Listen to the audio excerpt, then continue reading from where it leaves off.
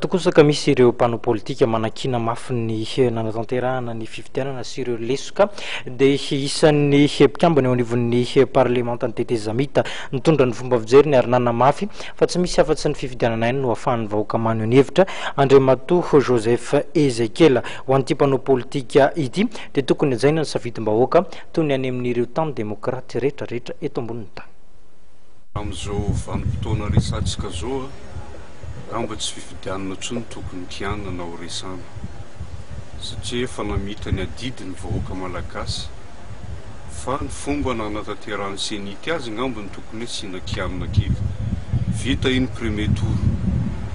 ny fahefana amin'ny ankapobeny dia ny vahoaka ny tompony fa tsy ny mpanao politika tsisy mpanao politika manan-kera tsy misy vahoaka ka efa namita ny safidy ny vahoaka dia azo fitahana intsony ny fitiavatena sy ny fitiavaseza fa aloha ny valim-pifidianana no tsara iza ny mafy iza ny malemy amin'ny tany demokratika ny maritsy no mpitondra ny minoritaire no atao hoe opposition misy ny alternance efa tsy navony amin'ny andaniny dia manekeny farisena fa oka tsy taona vahoaka irona any amin'ny hoe mbola ikorontana indray koa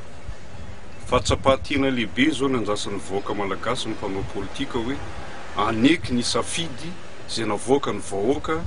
nandatsabato amin'iny fifidianana iny hiditra atsika ny fiodinana faharoa dia ny fanomezan-tanana ny senitra no tokony atao fa tsy ny fanakianana adidiny tsirairesaka tokantrano tokony mamonjy ny bureau am-pokotany misy azy mijery ao ve ny anarany sa tsy ao ka rehefa tsy ao ny anaranao dia manatona ny tompony andraikitra sa azy manao an'izay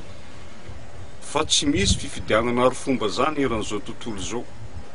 fa fanekena hoe misy mitondra misy noentina zay ny zava-dehibe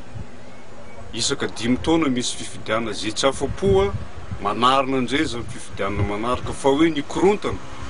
zay aloha dia hijoro ary hitsangana fa tsy aneko atao sorona lava zao ny vahoaka malagasy